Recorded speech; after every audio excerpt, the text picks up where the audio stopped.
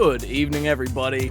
Hey, welcome back to Saturday night. Welcome back to ROM Hack Races. I hope you all are feeling really well, feeling comfy and warm as the season gets colder.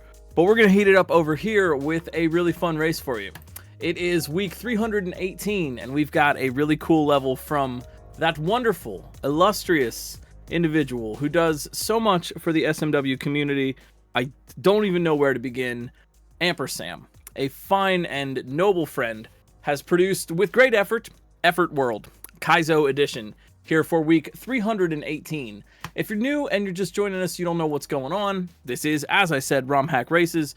Every Saturday night we have a fresh, never before seen Super Mario World Kaizo level raced for you by racers who have no idea what they're in for. It's a challenge of sight reading. They're just going to have to improvise and make it up as they go. But they do have a little bit of info to start with. They've got the difficulty rankings, which were assigned to this level by our very dedicated testers who play the level throughout the week in secret and give it these rankings. And this week, kind of an interesting spread here. Execution, 7 out of 10. Complexity, though, 4 out of 10. And the racers know that there are 2 sections. So difficult to do, maybe not that difficult to figure out. And that's might make an interesting dichotomy here between consistency and one-shots. Those fine testers, like I mentioned, Mason, SMW, Mithrillionaire, all the low end, helped us test this week. We have got the ever wonderful spirits of Fen on the restream tonight, pushing the buttons, making everything look great for you, running the stream, and scouting for all 8 racers who have signed up. It's Fens, BD, Undead Blackbird, and Citrus Gremlin. We've got 8 folks, like I said, those racers: B2, DE81, Bunker Games, Germdove, Ike SMB, It's HVG, Red Panda, Ceocadelic, and You Fail Me, which has a nice poetic ring to all those names. If you'd like to learn a little bit more, head on over to romhackraces.com. If you'd like to download this patch and try it out for yourself, or any of the other 317 levels that we've got. We also have, of course, a Discord server you could jump on and hang out with the community off stream if you want to learn a little bit more about SMW Kaizo, or get that cool ROM Hack Races base ROM made by Amper and underway for your next ROM hacking project. All this and more on the website and on the Discord.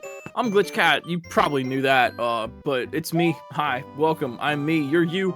And if you have any questions, would like to learn a little bit more about how this level works, or mechanics, Kaizo things, whatever you got, the meaning of life, the universe, and everything, I'll try to answer it.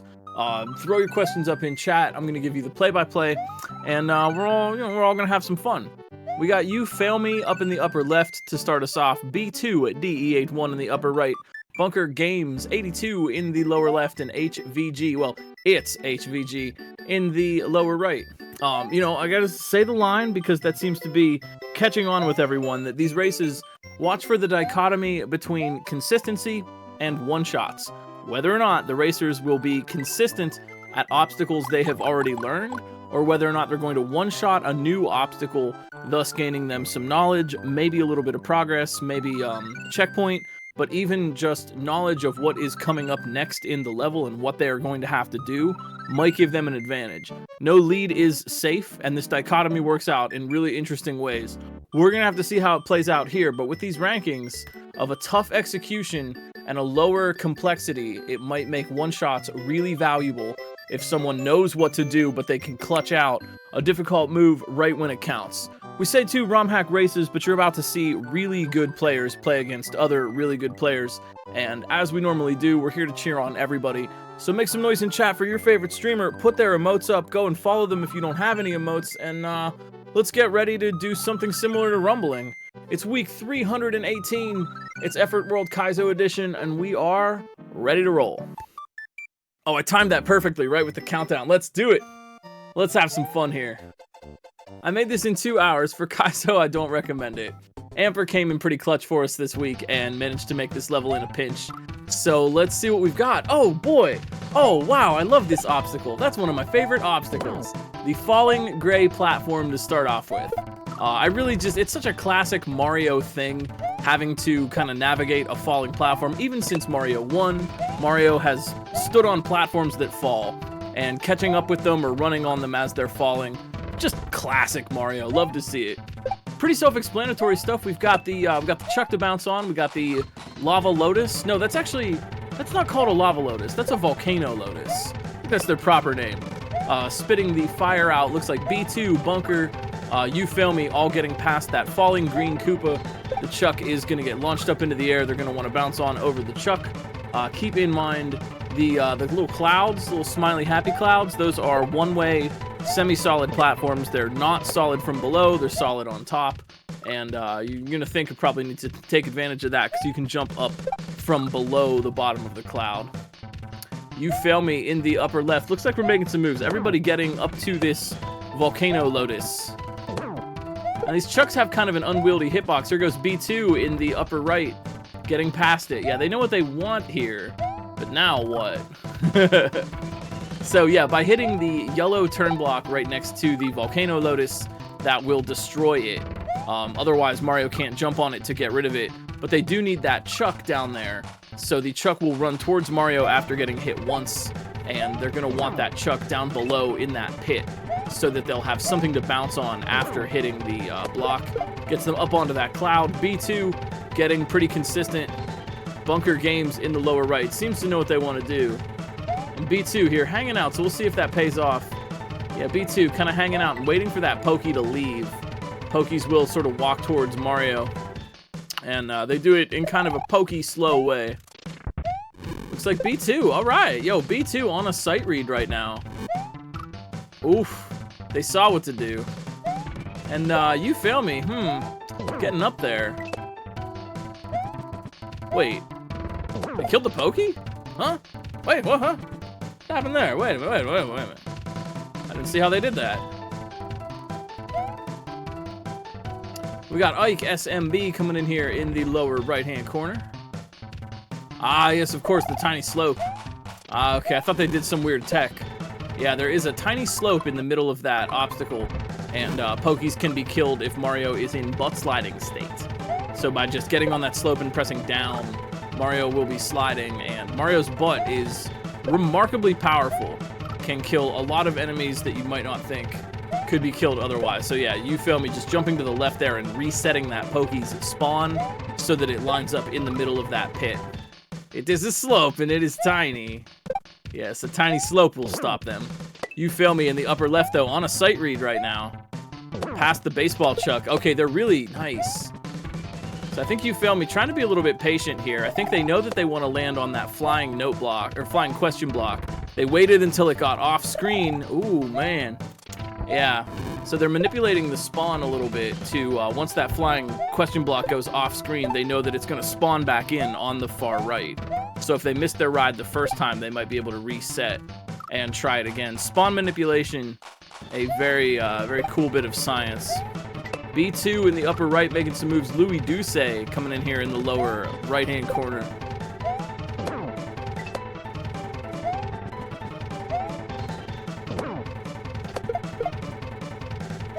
Louis also managing to get rid of that Pokey with a butt slide. And Ike too in the lower left. Okay, this is actually a really tight race right now. This is like I said, this is where a one-shot might really make the difference. Being able to capitalize on a little bit of progress and get out ahead here. B2 in the upper right could be it. Now this is, yeah, oh, no dice, oh. B2, using that little tech trick. If you are bouncing on a line of note blocks like that, here goes Ike in the lower left. Same attempt here, who's gonna get the H? If you're bouncing on a line of note blocks, it's possible to kind of get stuck to the floor if you enter in just the right way. Louis Douce trying it, you fail me trying it, but no good. Oh, Ike sees it, Ike in the lower, oh man, Ike in the lower left, but they got caught. Oh geez. So Ike now with a shot at it. Ike could get it. Oh no! Oh dude! Oh! Ike sees what to do there, so if you get to the end of that, you're sliding through those blocks by entering the right way. And you're kind of clipping the edge so that you never actually bounce up. You're just kind of stuck to the floor almost like a reverse sticky fly. But when they get to the end of that one tile gap, they're going to get launched up into the air for the munchers. Ike, realizing first that there is a winged question block that they need to line up to put between Mario's head and those munchers to prevent him from getting slid up into that. And Ike is back again, but You Fail Me also at the exact same spot. You Fail Me seems to see it in the upper left. Got it. Yo, there it is. You Fail Me for the H. Getting in there first, and we do know there are 2 sections. Now Ike needs to get this right now if they want to keep the pressure on, because the more time You Fail Me gets to spend on this section, the more time they're going to get to learn. Sorry Ike, nice try though. And You Fail Me unopposed at the second checkpoint right now. B2 with their shot at it in the upper right. But this does give You Fail Me a little bit of time to build that consistency. Oh, classic Kaizo. The increasing fast auto-scroller. Shades of Takamoto's Kaizo 1 going on here. And Louis also with a chance for the H. So it looks like we got to grab the key up on You Fail Me's screen and you know, do a little spin toss to get over on those grinders. And as they're staying on this section, the auto-scroll is going to get faster. There's an H for Louis. Ike trying for it, and B2 just bouncing. Ike. Oh, whoa, Ike. Let's go. Louis and Ike making their way to the checkpoint, and Ike didn't end up needing the question block. They got a nice little cycle there where they bounced out of that one tile gap as they were coming down, managing to clip the ceiling above themselves instead of actually needing the winged block. Very cool. Very cool. 3 for 4 on the checkpoint right now. You Fail Me, Ike, and Louis. You Fail Me with just a touch more experience, but that could be made up very, very quickly by the rest of these. The rest of these friends. Kaizo comrades.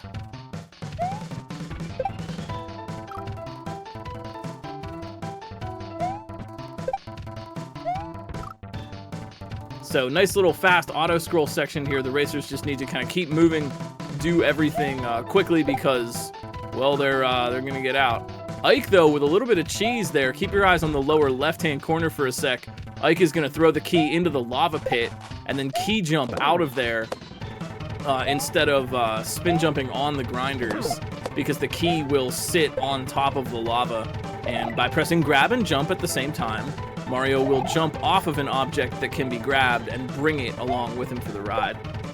I'm sure most of you know that, but for those that don't, we're here to educate. And if you want to learn a little bit more about Kaizo mechanics, please feel free to ask. We're using the key as a sort of a weapon to open the yellow turn blocks and open the way, get that grinder out of the way. So that is one of the requirements of bringing the key. They cannot get through without it. The key jump is intended. Oh, fascinating. Okay, so everybody else is doing cheese and jumping on the grinders. Ike finding the only intended strat here.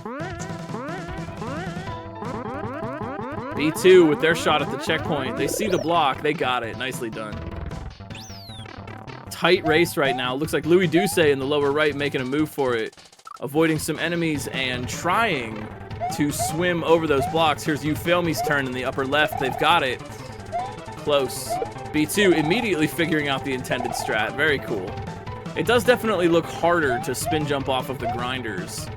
Mario can't spin jump when holding an object, so by throwing the object, spinning, and catching the object in the air, now you're holding an object in a spin, and that's a time-sensitive and tricky move to set up. Most progress right now for You Fail Me in the upper left, but just by a little bit. They have managed to get over those gray sliding castle blocks, which are blocking the way in the water.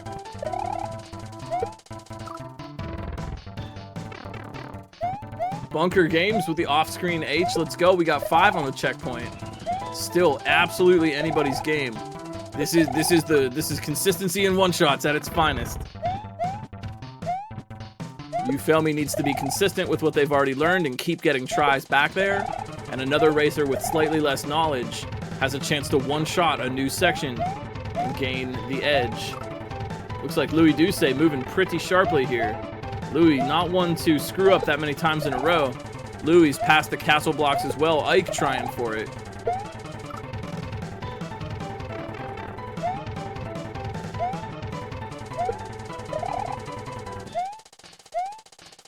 Well, yo, thanks for the pre-show music, Ian. Always good stuff. That was really fun to listen to. Please feel free to share where to find your work if people want to check out more of your songs. You fail me in the upper left. Oh, never mind. But that is a point of knowledge. All the other racers are going to have to discover that. Here goes Louis Duce in the lower right. Not quite. Those black blocks will also kill the plumber. They are just munchers in disguise. Ike trying for that swim as well. They're holding, when they go over those gray moving castle blocks in the water, they're holding down in order to stick to the floor and not rise up into the ceiling. But then as soon as they're not above the blocks, they need to not hold down, because if they continue to hold down, they're gonna slide right into the dangerous spiky ball and chains. You fail me, ooh. You fail me. Now, they know about those Kaizo blocks now, and I don't think any other racer has learned that yet. So this might be an advantage for You Fail Me, managing to hang on to that lead by just like one obstacle. They are going to need that consistency, though. Aha, Louis has also learned the secret of the Kaizo blocks.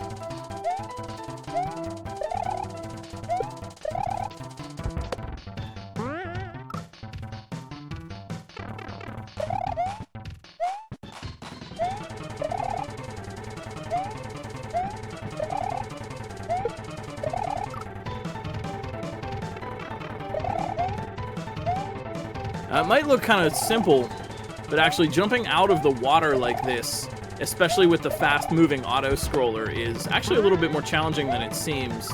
Jumping out of water can be kind of awkward, and you don't sometimes jump at the moment you think you're going to, so it is indeed a very jump. But there's that little coin trail there that's kind of showing the players where they want to be. They just have to do that with the controls.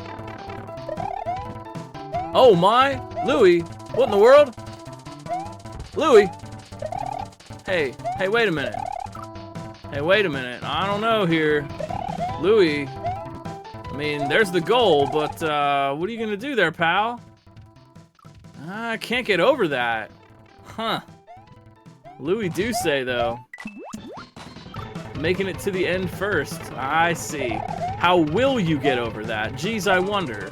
Probably if there was something to stand on. You know, maybe that object that they're bringing with them the entire time. That's a 2-tile gap, and Louis is not able to jump over that. Now, I'm gonna bet you 100 million cool points that Louis is gonna go for the moon. And it looks like in order to get that moon, we're gonna have to do some key jumps. And I don't know, I mean, they don't have to, it's not required, but it would be pretty cool. And I don't know, knowing Louis' playstyle, I'm gonna guess they're gonna go for that moon.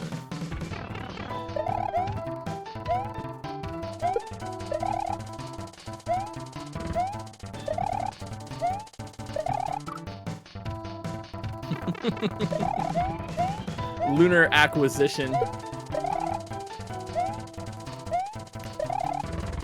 Key jumps cannot get you through a row of Kaizo blocks. Standing on a key which is moving upward, I guess could in theory? If you're standing still, you can rise through Kaizo blocks. We've seen that in some hacks. You know, I'm starting to wonder if there is a setup where you could toss a key up and stand on the key in order to pass through a Kaizo block. Look out, you fail me. Nice try. Here goes Louis again, but can't make that big jump. The big very jump.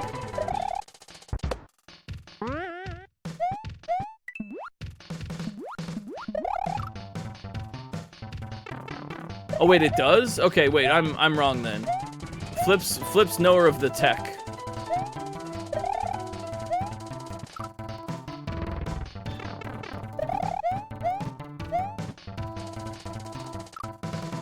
If I'm wrong, it's because I've never done the trick. Here goes You Fail Me in the upper left, making it into the pipe with the key. Oh, hold up. Aha, yes, but the Kaizo blocks. Now watch out, man. The goal is right there. You Fail Me. Playing with fire here, giving the other racers a chance to get going. Oh, are they gonna? Yeah. Yeah, they're definitely gonna. Yeah, you feel me. Going for the key jumps required. They're gonna be dropping the key in the air, landing on it, and then dropping again. They're gonna need 2 to get up there and grab that moon. Yeah, an honorable play. Yes! There it is! You fail me for the win. Louis Duce getting to the goal ahead of time, but you fail me coming in clutch. Nicely done. 15:55 the time. Yeah, an honorable clear to get the moon. Good job, good job. You fail me getting ahead early on, keeping that lead. Louis though, oof, nice try.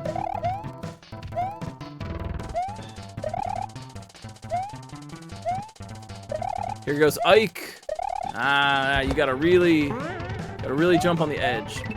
If you kick the key up right as the spring bounces, you can easily get on the top of the key and ride it. Fascinating. Fascinating. Could you get through a Kaizo block with just a jump though? I don't think you could just do a key jump through a Kaizo block. That's more the question I was trying to answer. But you could get a key moving upward, stand on the key, and use that to pass yourself through the Kaizo.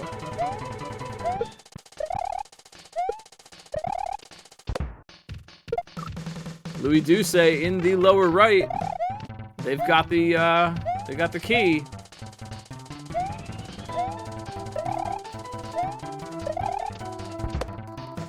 Of course. Oh, spicy. Spicy. First try. First try. Louis Duce. Not one to be outdone. Getting the moon as well. You know what would be funny is if the gold tape secretly killed you and the moon was secretly an orb. Just saying.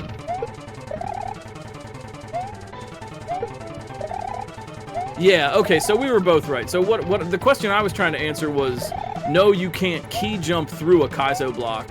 Ike, though, jumping up into that pipe, lower left-hand corner. Ike? Oh, they're trying to do it from that side. No, it's not gonna roll there, buddy.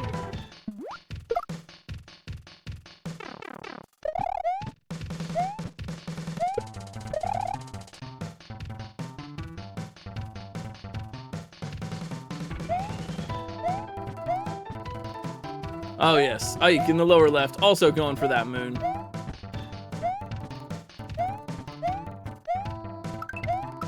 Nicely done. Lunar acquisition obtained. We've got Bunker Games, B2, and Germdove hanging out on screen as well. Second checkpoint all around.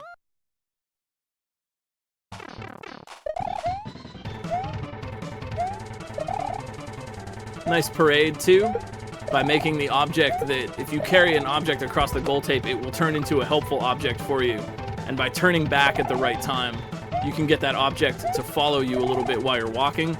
We call it the parade, because it looks like a parade. Get some GGs for Ike in chat. We've got Red Panda coming in here in the lower left. If anyone's got that dancing Red Panda emote that Red Panda has, you know I want to see it. I love that little dancing Red Panda emote. One of my favorites.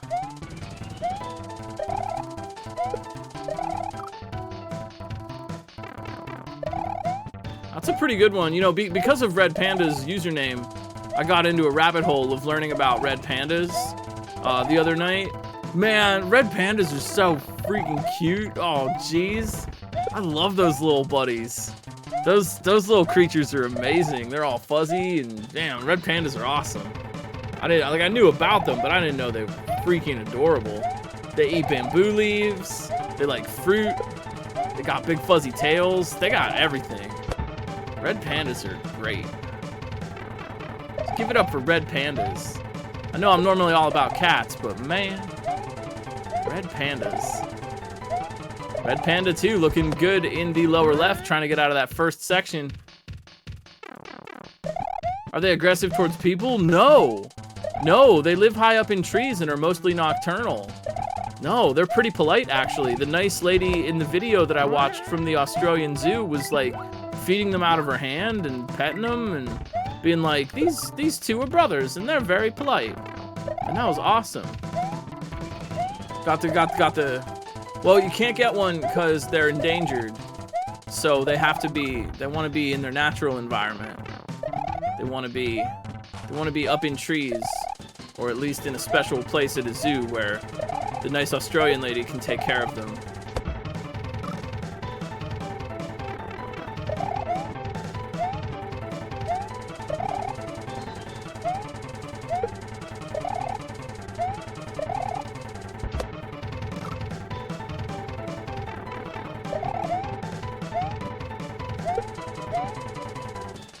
Yeah, the problem is they try to scare you by standing tall with their arms up, but the problem is that just makes them look adorable. Like, aw, look at you. Well, we got Bunker, we got B2, Red Panda, and Germdove here hanging out. Second checkpoint, Red Panda working hard on the first. If you have questions, if you'd like to learn a little bit more about SMW mechanics or what's going on here, please feel free to ask. This level is pretty self-explanatory. A fun little jaunt tonight from Amper. I want to give a big shout out. Thank you again, Amper, for making this level for us. You do so much for the community between being SMW Central staff, ROM Hack Races staff and helper, and just everything you do. Thank you for finding time in your incredibly busy schedule to make a little level for us this week.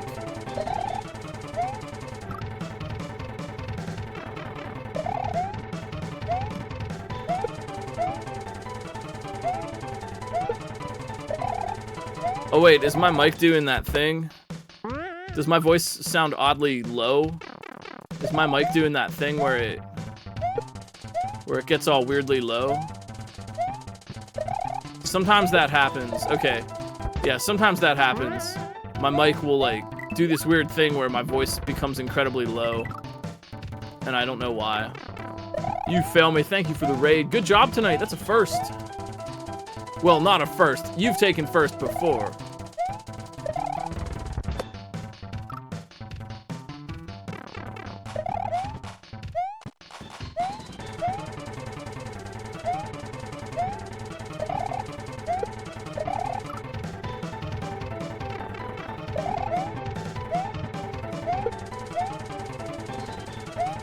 But say, if anybody has any questions about SMW mechanics or wants to discuss the finer points of things, please feel free to ask.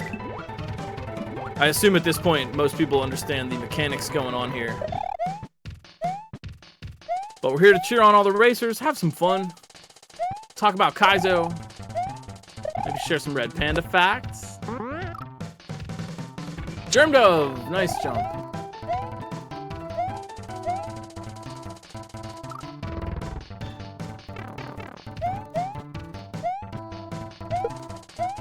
Bunker Games up here in the upper left, making it work with the hard strat.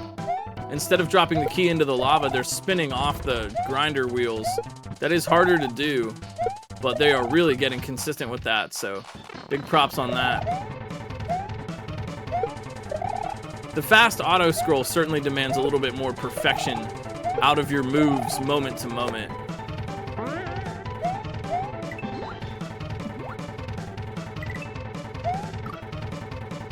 B2, they need a really big jump there, but they don't want to go too high and hit that ceiling. Also going to cause problems, you know, because it's covered in dangerous munchers.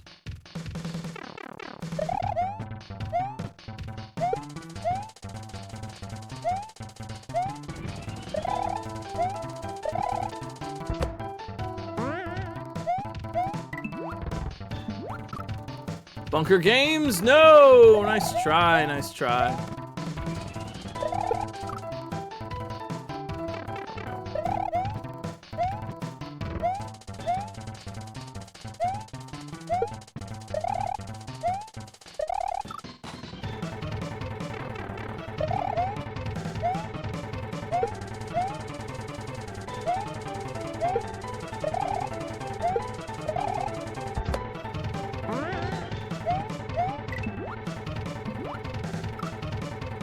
B2, no. Chat, you doing okay tonight? Y'all feeling good? I hope you're having a nice Saturday night. Thanks for spending a little bit of it here with us.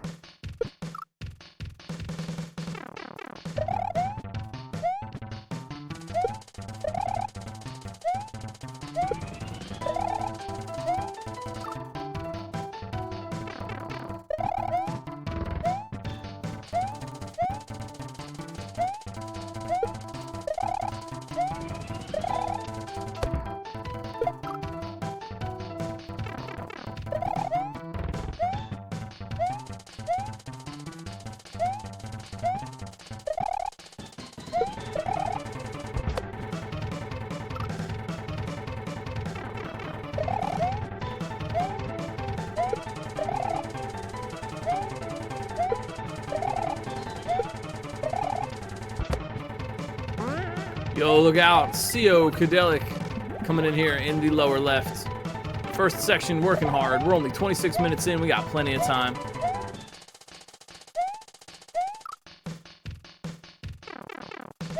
I really like the colors in the second half of this level. The first half's good too, but I like these kind of dark purple shades in the second half. Always like a good good vanilla palette edit.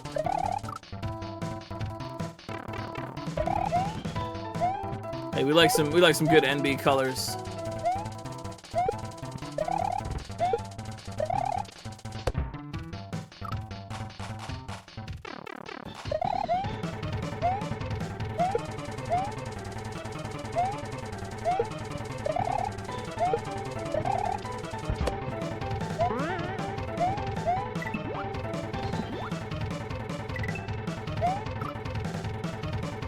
Oh, B2, one jump away.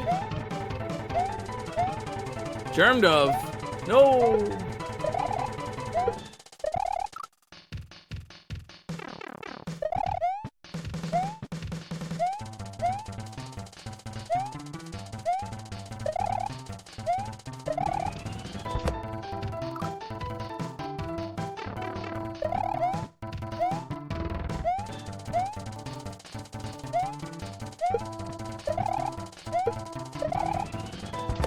Ah, Germ Dove.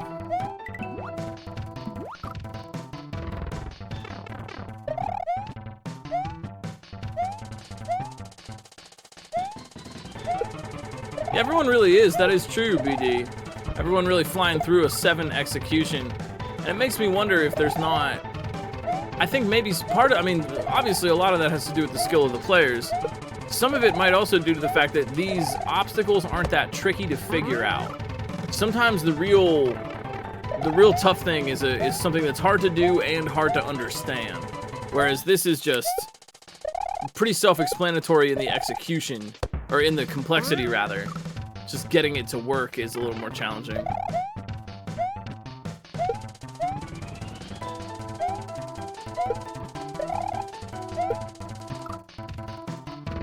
A required 2-frame.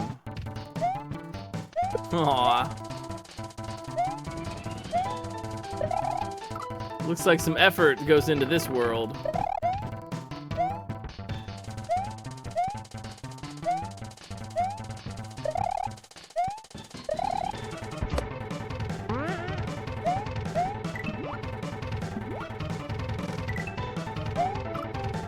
CO in the lower left.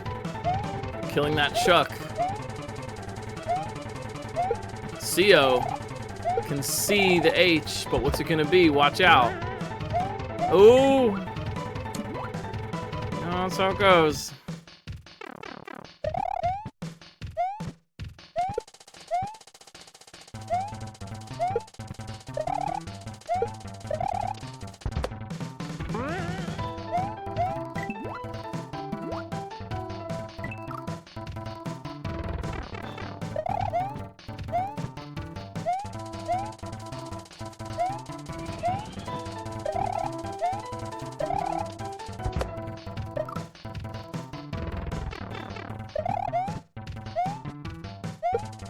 Germ Dove! Ah!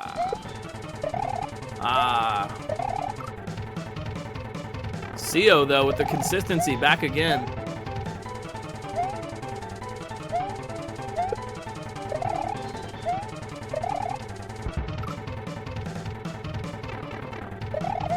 CO, right back here. Let's see if they've learned their lesson. They want to get into the note block tunnel, stop themselves, and then wait for the right moment. And Germ Dove, meanwhile, in the pipe. Yeah, Germ Dove looking for that moon. Careful, though.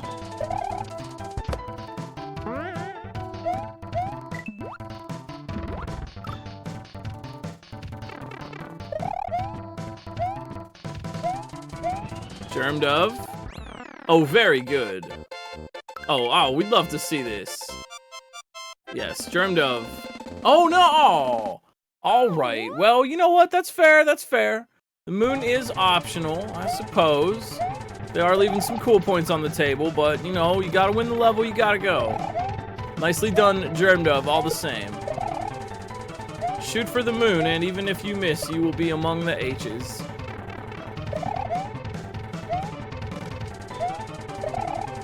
Final 4 already? These racers are doing great. If you'd like to learn a little bit more, or maybe you're thinking that you'd like to participate in a race, they are open to anyone who would like to try out. And by try out, I mean just sign up and tell us that you want to race. You can go over to romhackraces.com or jump on our Discord server for a little more info.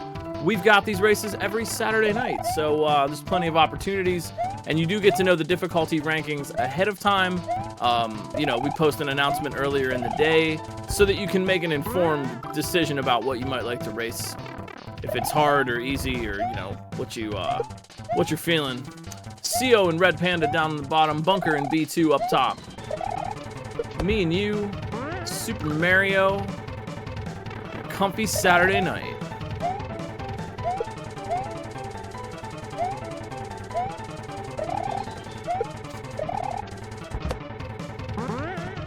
I hope your week's been going well. It's time for the weekend. Time to just hang out and chill. Oh, what's this? B2? Oh. Oh.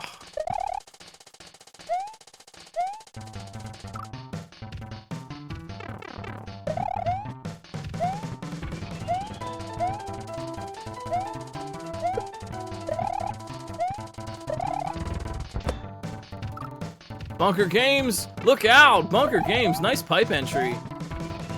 Bunker in the upper left, one jump away. I love how everyone looks and thinks that they might be able to get the moon from the opposite side. You know? Like, why would you have to, you know? Come on, man. You gotta get through. You gotta get through the Muncher tunnel first. No dice.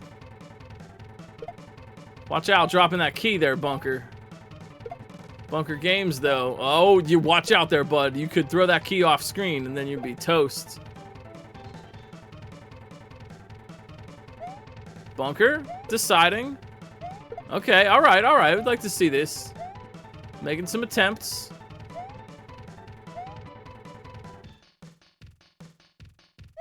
Mid-air key jumps are a very challenging little bit of tech, and we got to do 2 of them to get through. It seems like it's easy enough to explain this is what's going on, but when it gets right down to it, it's difficult to actually do that with the controller. It requires a little bit more of a touch than you might realize. Being able to drop the key beneath your feet with enough time to do a block jump grab and jump up again with it, but in theory you can chain those indefinitely. Red Panda in the lower right, one jump away from, oh. And now what are you gonna do? That winged block will come back. Oh, they got a little hasty, and Bunker for the win, accidentally throwing the key past the goal. That's all right. They tried. A good moon effort was made. They have landed among the stars.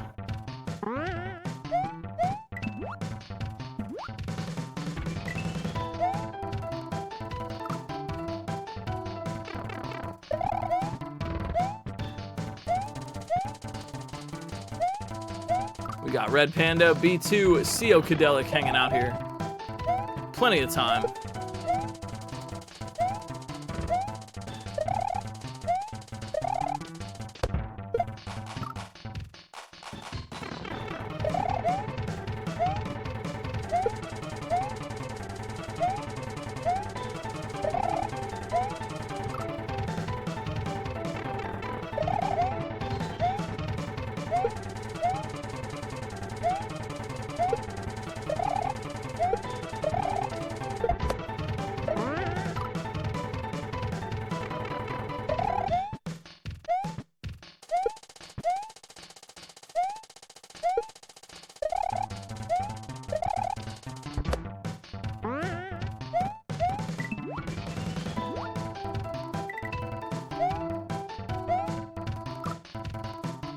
Oh, B2, I was watching.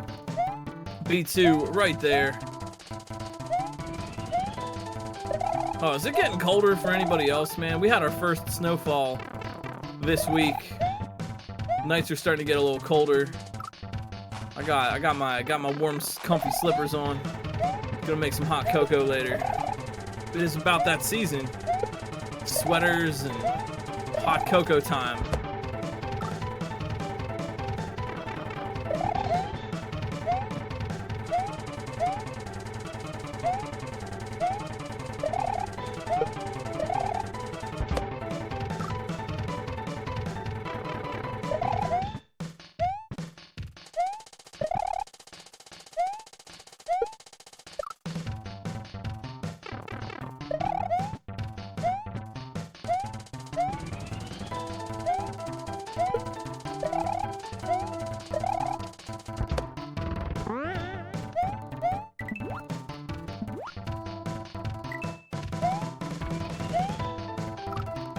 B2 back again. Ah! Over jumping that note block at the end by just a little bit.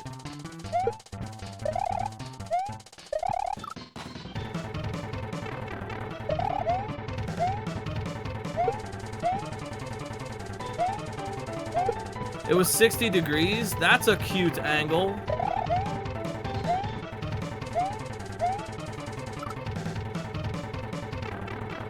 Come on, that was funny. Come on. Come on, that was funny. That one was funny. Man, I'm trying here. I'm trying. Red Panda, though. Red Panda in the upper left. Looking to sneak right in there. Yeah, they know what they want to do. Oh, no, they had it. Oh, they had it.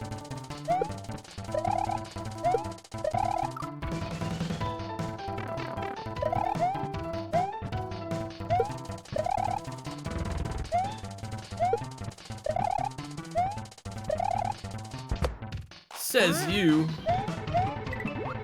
and others.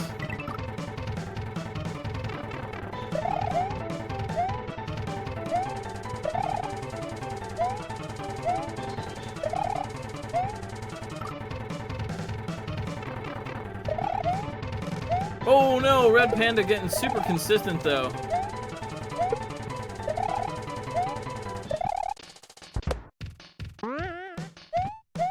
And you know, like it's like I always say, if you're having fun, go and follow the racers. I've seen some great gameplay here. It's not over yet. If you have a moment, go and follow the racers. If you got a spare bucks, drop a sub for them. They are working really hard. There's a lot of great streamers trying to get their names out there, and a lot of really excellent friends, comrades streaming Kaizo in our community. So please go and follow the names you're seeing on screen for an enhanced Twitch Kaizo viewing experience.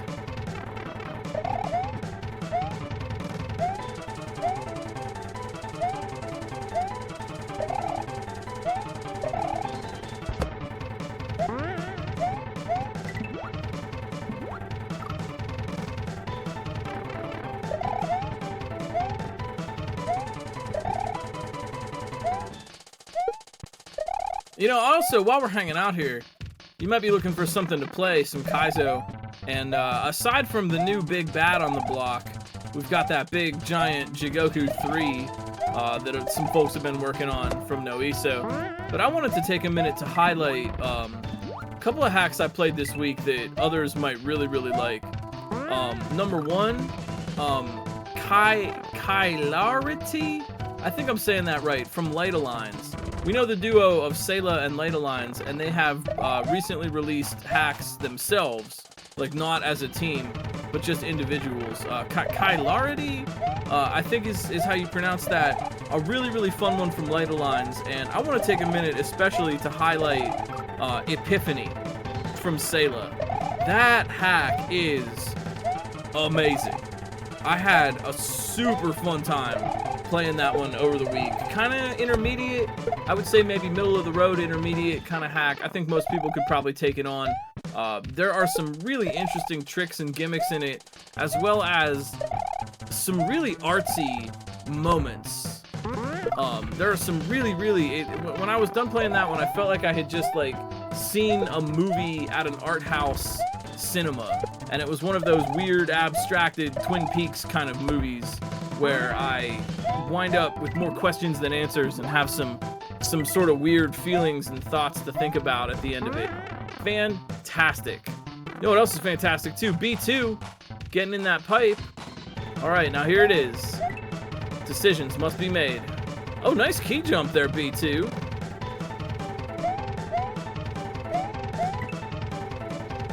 But yeah, both of them, Kylarity. Personality, Kylarity. Alright. Yeah, I'm learning my vocabulary. Oh, B2, they might have put the key, yeah. Yeah. They didn't trust themselves to pick the key back up out of the pit, because it was a little too far to the right, or to the left of that pit. Fair enough. Fair enough. Noom. Noom? No moon? Noon? Yeah, I'm not sure if they would have been able to get the key back out of the pit with the position it was in. So, fair decision making.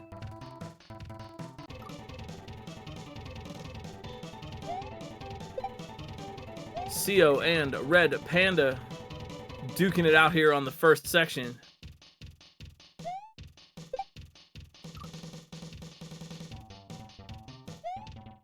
Ah, they've both had tries though. They've both had tries at the end of this. So here now it's time for consistency.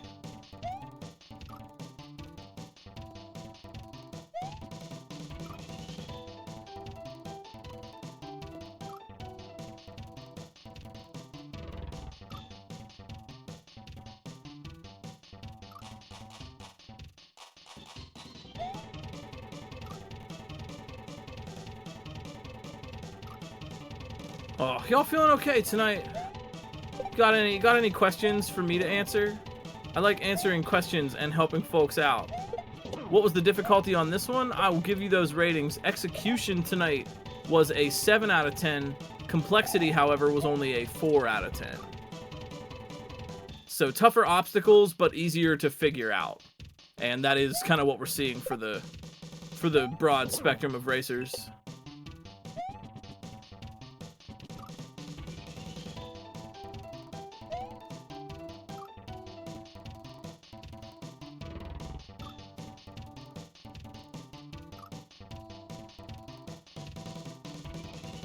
Well, that depends on that. African or European?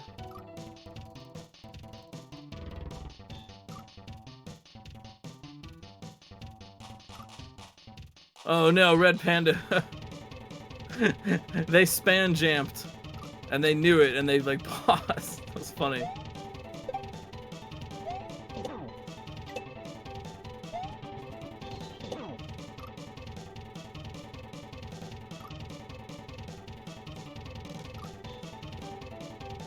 Also, I just want to say, I don't mean to call anyone out in particular, but I really like your username, Sonder Shaman.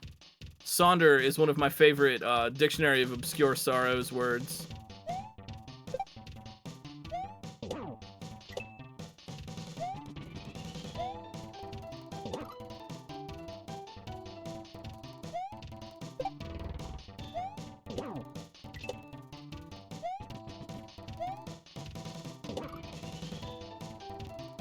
I don't know what's that one mean?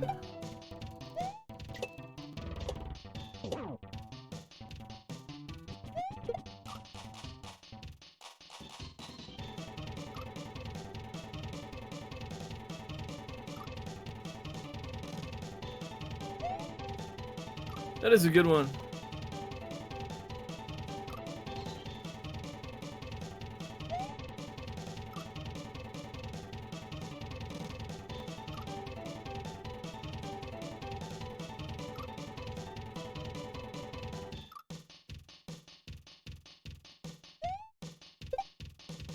Red Panda trying to saunter on over to that H.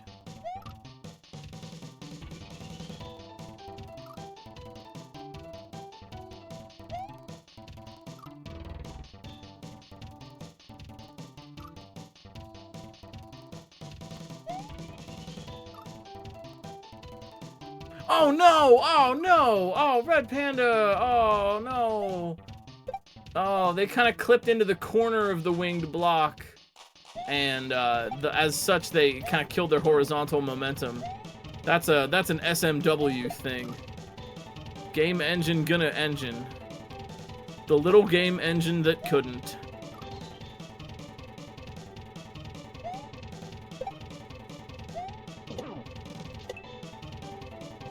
Yo, too, all the low end, welcome back. Thanks for testing this week. Red Panda with the consistency, love to see it. Yeah, careful. Yeah, good.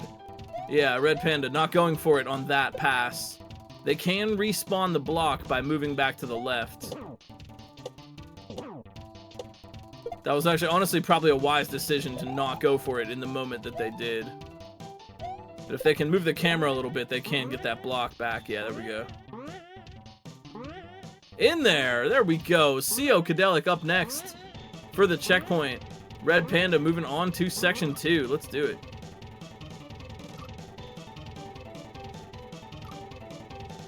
Well, you know, our volunteers and friends really make ROM Hack Races what it is. We're super grateful for that. Of course, AmperSam helping out with so much and making the level for us tonight. Mason, SMW, Mithrillionaire, and all the low-end testing. Our very good friends, Spirits of Fen, on the restream tonight, as well as BD hanging out with us in chat, Undead Blackbird, and Citrus Gremlin hanging out and scouting for all the racers. Thank you all so much. We really, ROM Hack Races, we could not do it without our fine and wonderful volunteers.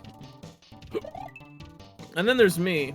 I'm sitting here in some slippers, and all I do is just look at the screen and say what I'm seeing. CO Kadelic jumping over those baseballs, bouncing on the mole. You know, I'll just have to say it in kind of like a, have to have that like announcer tone of voice. That's the trick, you know. You can't be like, CO Kadelic killed that Chuck. You have to be like, CO making a leap for it, landing on the question block, bouncing on the Cape Koopa. CO Kadelic one jump away. When I was a kid, my dad and I would listen to the hockey games on TV and on the radio, and I was very much inspired by, as a kid, by the broadcast stylings of Mike Lang. CO Kadelic getting in there. Sega Genesis cheat codes. CO's off to the races. I was always very inspired by the hockey announcing of Pittsburgh hockey announcing legend Mike Lang, who always made the games sound really exciting and had silly catchphrases he would say. And I always thought, and I'm not even joking, I always thought it would be really cool to do that for Mario. Do that for video games. I'm glad we all grew up with such nostalgia for this game.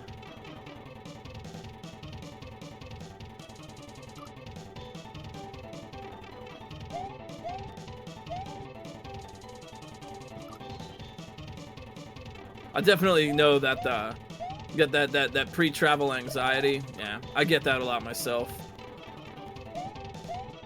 Then, you know, you just put one foot in front of the other, stay aware of yourself and your surroundings, and before you know it, you're having a fun time and everything's okay. Oh, too, what's up, Stratex? Welcome. Hope you're having a nice night.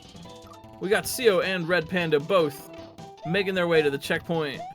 Second section out of 2 here.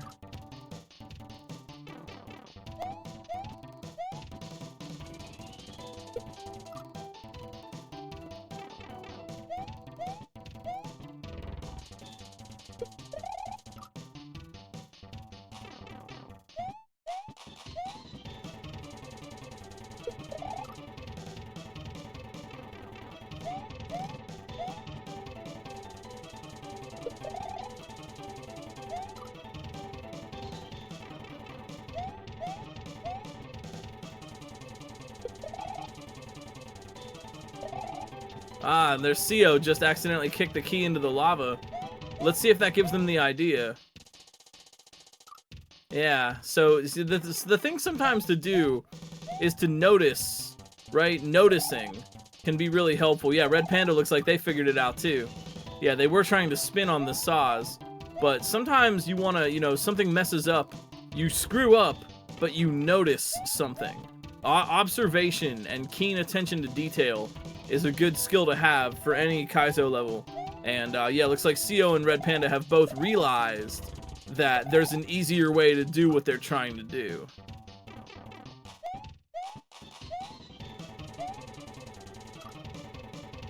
So instead of trying to spin jump off of the grinders and hold the key, which is pretty tough, it is possible to just throw the key into the lava, key jump your way out. Looks like Red Panda's picked up on that.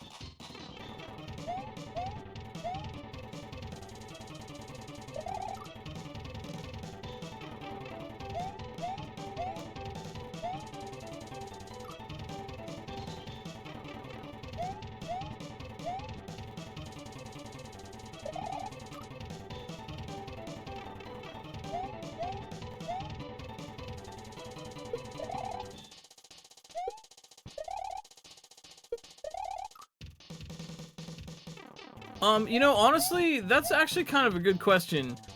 Cave lava is different than other kind of lava. One that kind of floats objects and one that doesn't. Also, cave lava is the only kind of lava that will allow for quantums. But honestly, I don't know what causes that difference. If you were to take a shell and throw it into cave lava, the shell will die, as in, like, it'll hit the lava and sink. And that's also, fun fact, is what produces the quantum frame. My profile picture on Discord is that frame. The shell is actually going to hit the lava, flip over, and sink. And enemies will sink and die in the lava. The other kind of lava just kind of sucks things in like a pit. Mechanically, what that difference is, yeah, I don't actually know. One is solid on 3 sides, one is water on 3 sides. Fascinating. So the non-cave lava is the water. That the castle, call it cave and castle lava. Castle is the water. Mario dying in cave lava is the top being liquid and he's been clipped into the solidness and dying. That's fascinating. Yeah, I never actually knew. I know there is a difference, but I never really knew, like, mechanically speaking, what that difference is. Oh, that's kind of you. Thank you. Thank you. The spree. That's kind.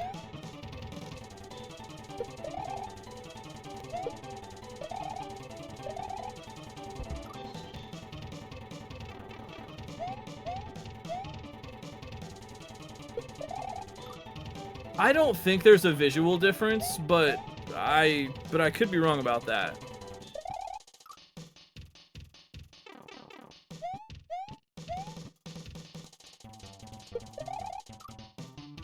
Yeah, in Lunar Magic, but what about just in the game itself? You can't tell what kind you're looking at.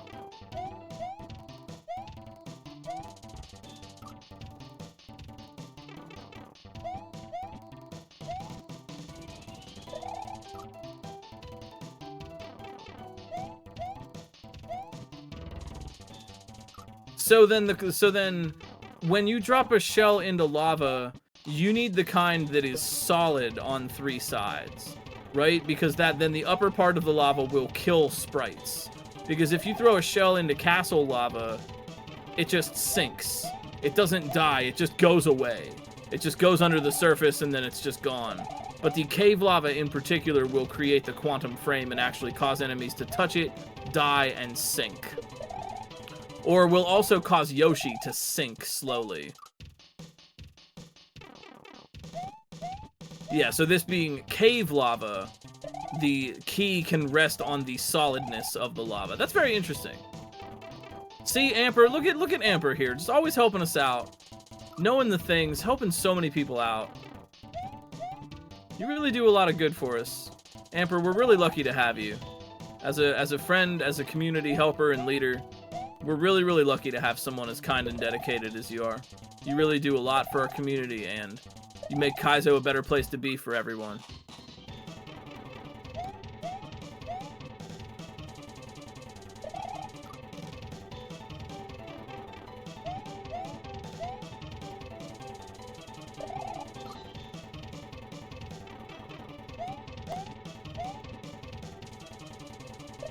Yeah, same, to be honest. I didn't know what the actual difference was, just that one of them goes below the surface and vanishes lava, and one is solid on top lava.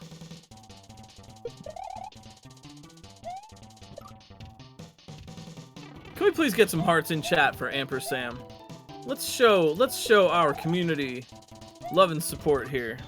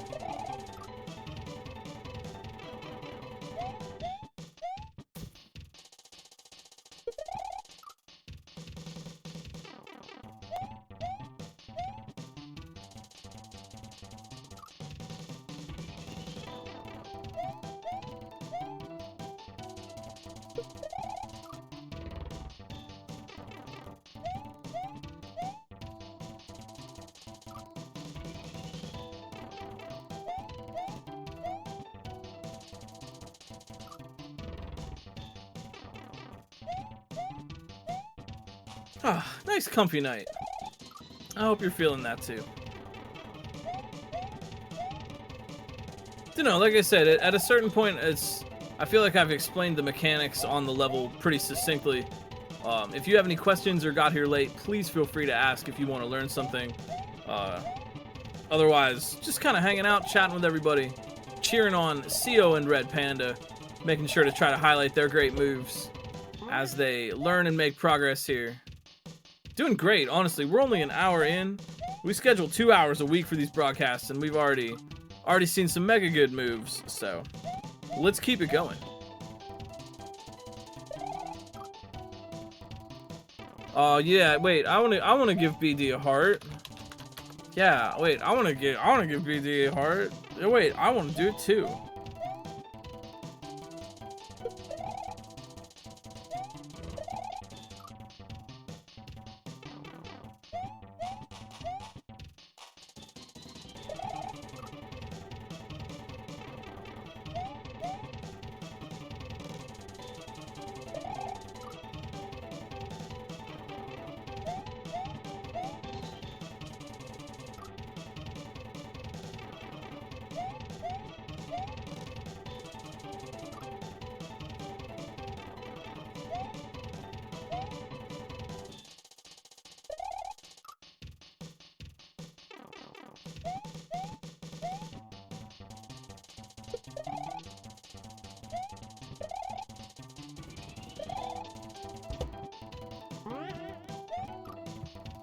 What's the thing I say about the dichotomy of consistency and one-shots? Oh, wow. I love explaining that. Not sarcasm, I mean that. So this is kind of, and really this is just sort of something I've noticed over the years doing races. This is more specifically for the kind of sight reading races that we do. It might be, it could be said to be true for speedrun races or whatever, but in a speedrun race, you're practiced. The assumption is that the racers have practiced what they're doing and they know what they're doing, and it's either like you're going to do what you've learned or you're going to mess something up, but you know what's going on. But in a level where you don't know what's coming up, and you're improvising and sight reading the obstacles as they come to you, how the consistency versus one-shots is generally the dichotomy that is the driving the narrative of the race. If you, because, and the reason that is because knowledge is power. Just like if you go to your local library, just like G.I. Joe told us, knowledge is power, and you can't really do what you don't know. So you start out the level, you go a little bit, you get consistent at the first couple of obstacles. You need that consistency in order to keep trying an obstacle later down the line that you don't know what it is, right? And that's a path to victory. Another path would be to just sight read something immediately. You're faced with a new obstacle and you do it. You look at it and you just play it correctly immediately. You get the jump right, you figure out the property, you nail the obstacle first try. That is tougher to do than being consistent, right? Obviously, because you're doing it in the moment, but that is a different path to victory. That's going to get you progress and maybe either get you a checkpoint or get you some knowledge. Now you're sure you know how to do it, and it's going to let you see the obstacle coming up ahead of time. So oftentimes, a lead can change. And again, we're not trying to make it like a super competitive thing here, but the lead can be affected by one of those two things, right? Sometimes a racer will one-shot an obstacle and they'll get to the checkpoint, right? And then, okay, so now they're in the lead. But now later in the second section, they have trouble getting to the obstacle in the middle, right? They're not being consistent enough. And then another racer will come along and be more consistent than them and manage to get through. So whether or not the racers are going to be consistent in order to get tries on what they don't know, or whether they're going to get it first try, those two things are kind of a give and a take, and you never know what it's going to be in any given moment. Does that make sense? Does that answer the question, or am I off base? The sight reading dichotomy really is, are you going to be consistent or are you going to one-shot? And usually it's a combination of both, right? It's not necessarily one or the other. Consistency is more likely. It is more often than not, consistency is what wins the day for you, just by getting enough tries. I mean, let's take a look at this example right now, like Red Panda and CO. Red Panda is getting up to the saw obstacle with the thwomp. So they need to be consistent at the beginning, right? And sometimes they make a jump and they don't get the key out of there. The more consistent they can be getting the key out and getting it into the lava, the more they're going to get tries at this obstacle they're trying to learn, right? They don't know what's coming up after you jump in the water.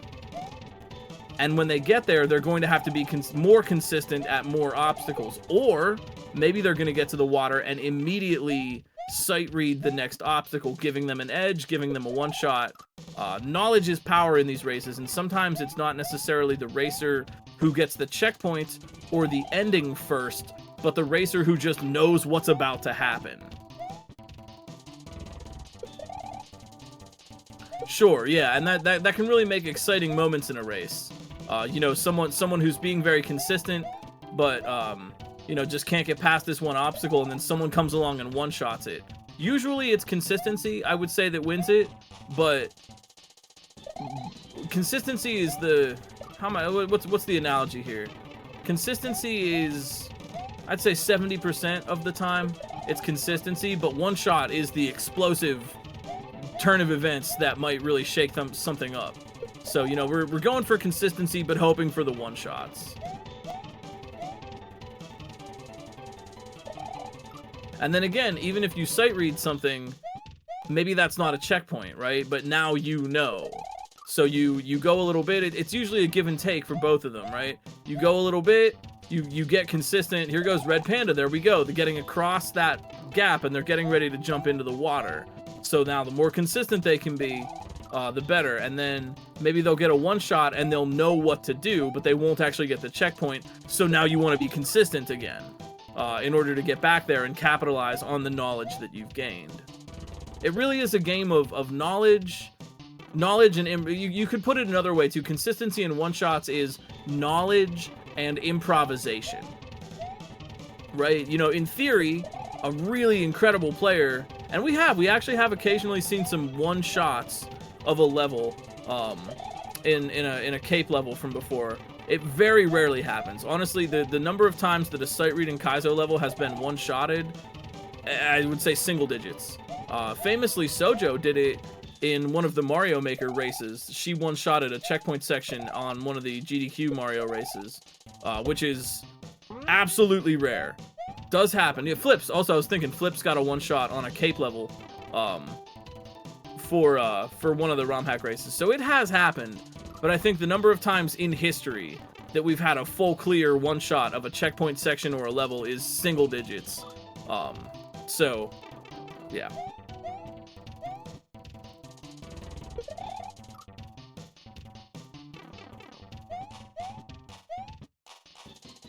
But in theory, you know, a supremely theoretically amazing player would be able to just look at every obstacle and do it immediately. In practice, not really the case. But it's kind of like the more that you can, even if you could get a one-shot of some obstacle, that's going to help you out a little bit, because those one-shots build knowledge. And knowing what comes up helps you be consistent. Getting one-shots gives you knowledge, knowledge makes you consistent, consistency gets you an opportunity for a one-shot, and it feeds around and around into itself like that. So that's why I like to try to highlight that dichotomy, because that creates the narrative structure for the race. That's the underlying interesting narrative and story that's going on. For example, tonight, You Fail Me got the checkpoint first, and they did wind up winning it. But even though they got the checkpoint first, maybe another racer would come along, even though they got the checkpoint not first, but they managed to one-shot something that it took You Fail Me a few more tries to get.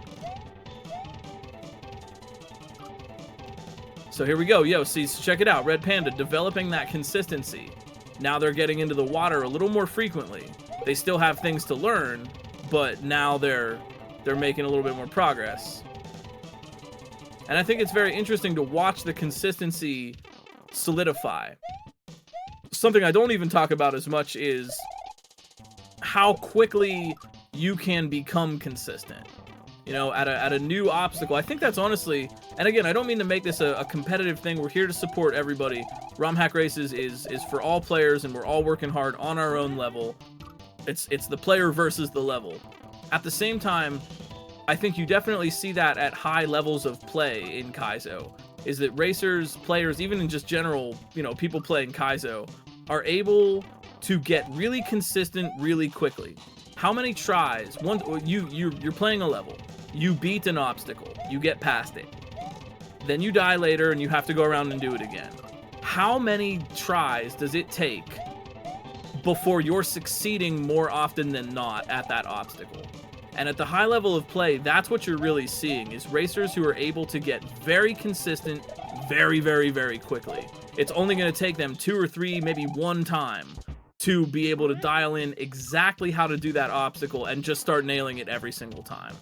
That gets harder to do as the obstacles get more difficult, but at super high Kaizo levels, that's what you're seeing, is that incredible ability to just develop immediate consistency.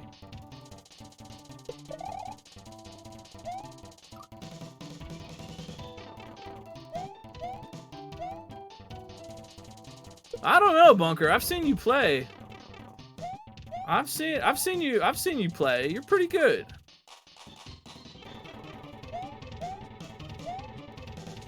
I've seen you make great moves. Don't sell yourself short there, friend. We're all learning. We're all here to learn, grow our skills in a fun way, develop, learn from each other, learn by practicing and doing. This is how it is.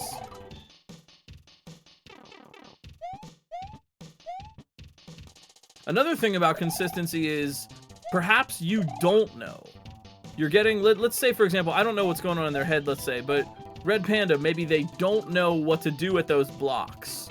I saw them try to go under the blocks in the water. Now they seem to be trying to go over the blocks in the water. But let's say you don't know what to do at an obstacle. In a race situation in particular, we don't allow save states. In a regular situation, if you're just playing for yourself, use save states if you want, you know, just learn it. But in a race situation, no save states. So if you don't know what the 5th obstacle in the level is, you need to try that over and over and over again. If you're consistent, you get more attempts per time at the obstacle you're trying to learn. Thus, in theory, you might learn it faster. So that's another benefit to being consistent, is you just get to, you can accumulate knowledge more quickly. The key jump there is the intended strat and does make things a little bit easier.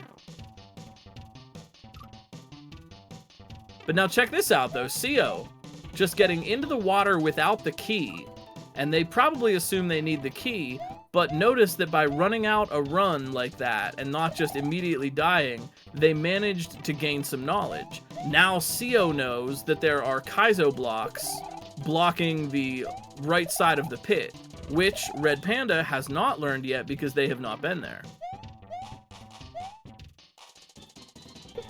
So by getting that one shot on that obstacle, by getting through that obstacle on the first time there, they did manage to gain a little knowledge. So is that going to play in?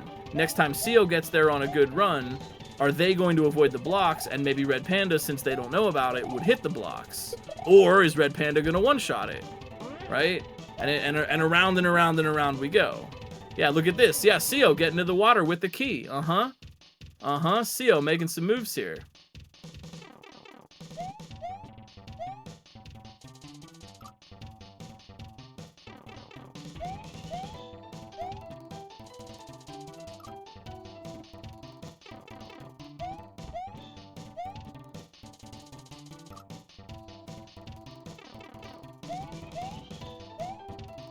Red Panda. There we go, getting over the blocks this time. So it looks like they're solidifying a little bit of their consistency. Now they have the knowledge, but they need to capitalize on that knowledge by being consistent. I'm really, you know, honestly, I'm proud of everyone, and I'm happy that I've managed to drill into your brains consistency and one shot. I'm proud that that's the meme now. I'm proud of that. Because I think it lets everyone appreciate the narrative that gets created in races like this. For a speed run, for a practiced run, it might be a little bit different.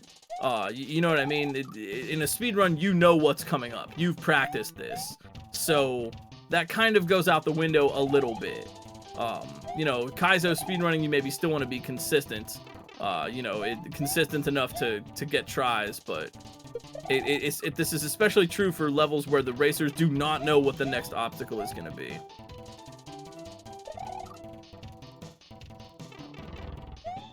Yeah, yo, honestly, CO, finding a way to make that strat work.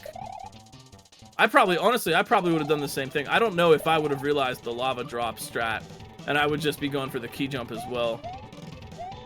It's hard to question what works, and that is a tricky thing. In a race, in just playing Kaizo, if you're doing a strat and you have made it work, you tend to think to yourself, okay, well, that's what I do.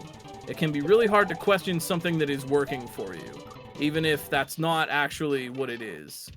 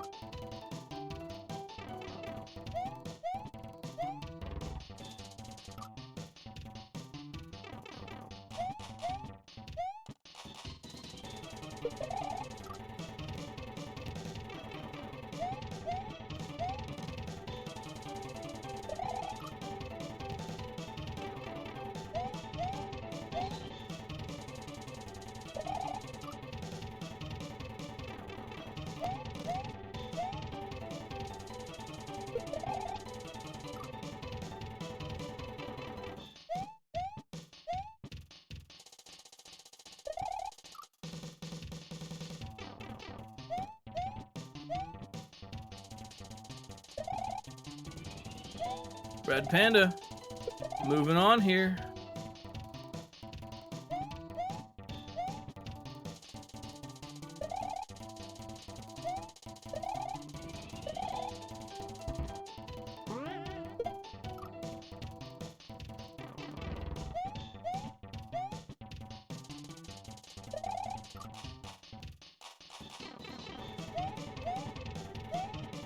Yeah, and you're seeing it. Red Panda's starting to build up that consistency just a little bit.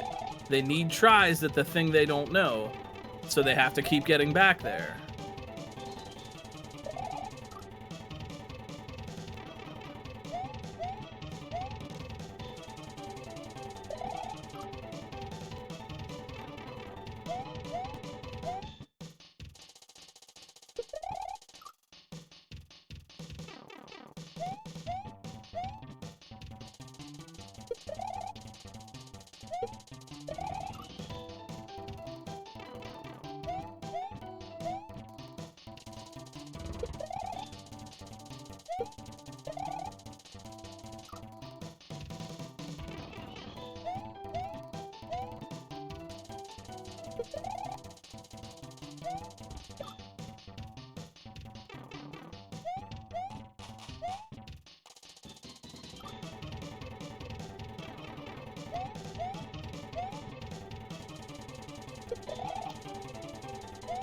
Oh, what's on your mind tonight? Also, what are y'all playing? What's good for games this weekend?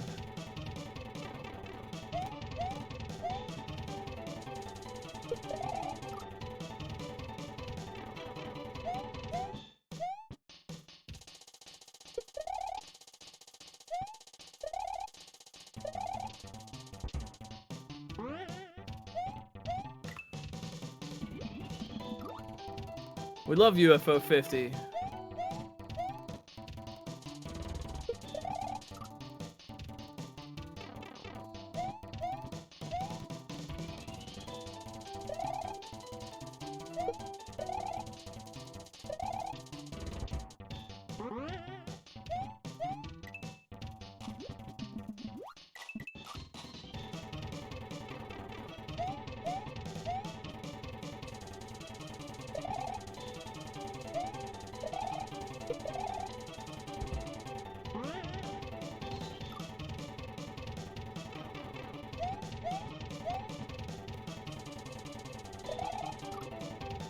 Lingo. Lingo dead?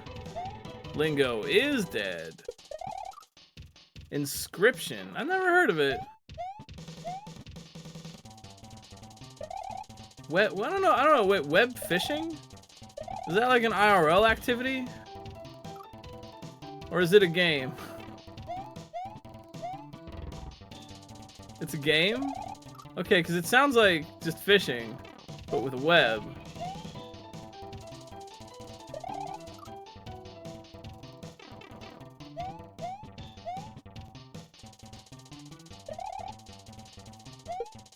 Aw, really? Hyperion? Good call. Multiplayer Animal Crossing fishing. Aw. Aw.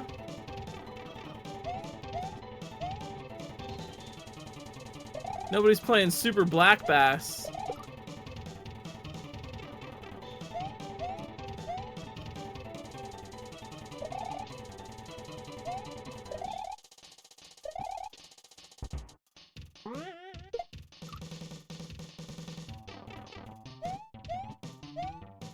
Red Pando, getting closer.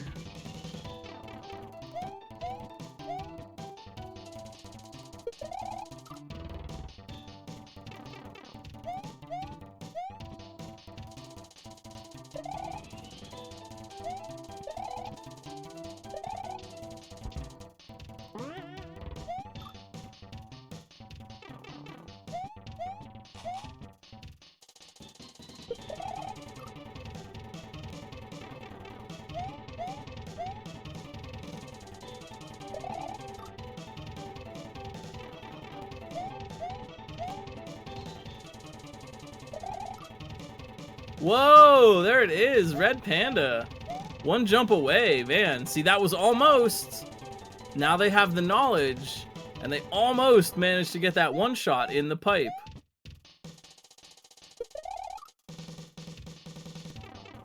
I've said it before and I'll say it again. I wish that I had all my childhood Pokemon cards, man. God, I wish I had. Oh, man.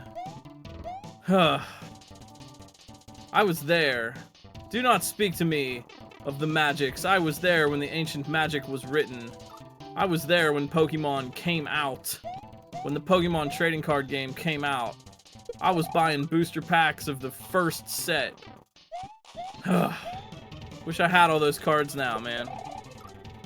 I don't think they'd be in swell condition, most of them. You know, near mint, flawless condition. Because I played them in decks and things. But golly willikers. I had a first edition holographic Charizard. I had first edition holographs of like a lot of cards in the original basic set. A lot of them. Oh, yo, that's wild. I'll be super real. If I had an Alpha Black Lotus, I would sell it. I would definitely sell it.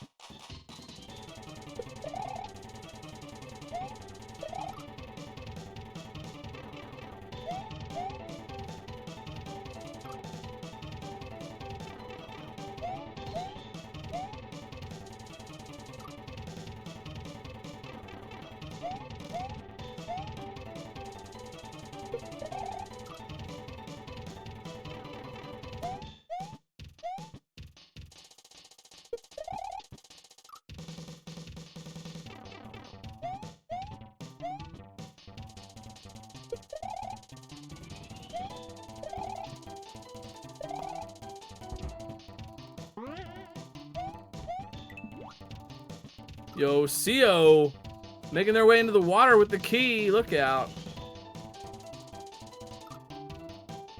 You too, Finn? I had one. I did. I had one. I traded a Game Boy for it.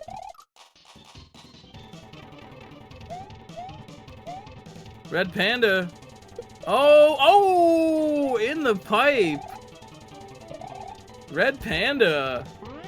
Yo, looking hot here at the end, but watch out. There's one more thing to do. Careful now, Red Panda. Be a careful panda. Red pandas do like to live high up in trees, though, so going high up to get that moon.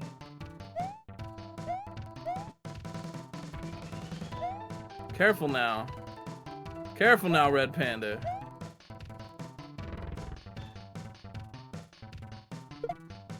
But yeah, some kid on the school bus had a first edition holo Charizard, and I had a Game Boy Color, so I traded my old Game Boy, the OG Game Boy.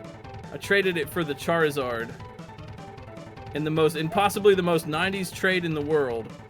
Red Panda honorably trying for that moon for valor. Watch out though, don't touch those munchers. Oh, the sad crouch, the Mario body language for sad. But they can still get the clear though. Nice try. Nice try. Red Panda for the win. Good try, a valiant effort. Key jumps are challenging.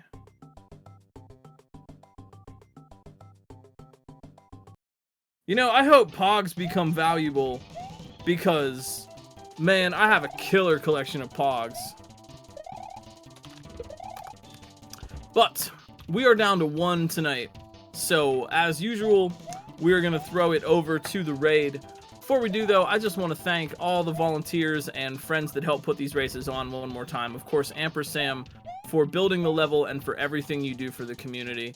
BD for being so kind and supportive. Fen for being a superhero for all of us and running the restream tonight.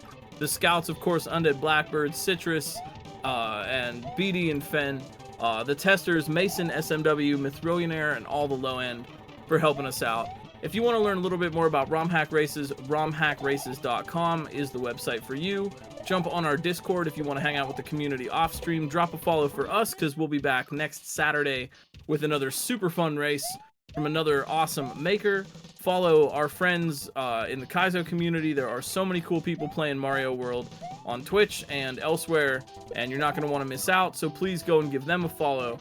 And thanks to all of you for being around tonight and for bringing the hype like you do every week. Thanks for making ROM Hack Races a little part of your Saturday, and we'll see you all next time. Good job, Red Panda, and thanks for sharing that dancing Red Panda emote. That's my favorite. I love it. I love that little Red Panda. Look at him dance. He's so happy. I love that Red Panda. You matter. Your thoughts matter. Your heart matters. Your feelings matter. You matter to other people in your lives. You matter to me as human beings. You matter to the internet's #1 Longboy Furret. And the people who matter to you in your lives, would love to hear from you about that. We know Black Lives Matter, LGBTQIA+ lives matter, Indigenous lives matter, disabled, autistic, and plural lives matter, and you. I will see you all around again. Probably for my stream friends, I'll see you all on Monday. I'll be back streaming. We'll work on some stuff. And I'll see you next time on ROM Hack Races, but hopefully catch you around the Kaizo community this weekend. Thanks for hanging out with us tonight. Thanks for racing. Good job to everyone. Keep working hard. Keep your head up. We'll see you next time. Peace.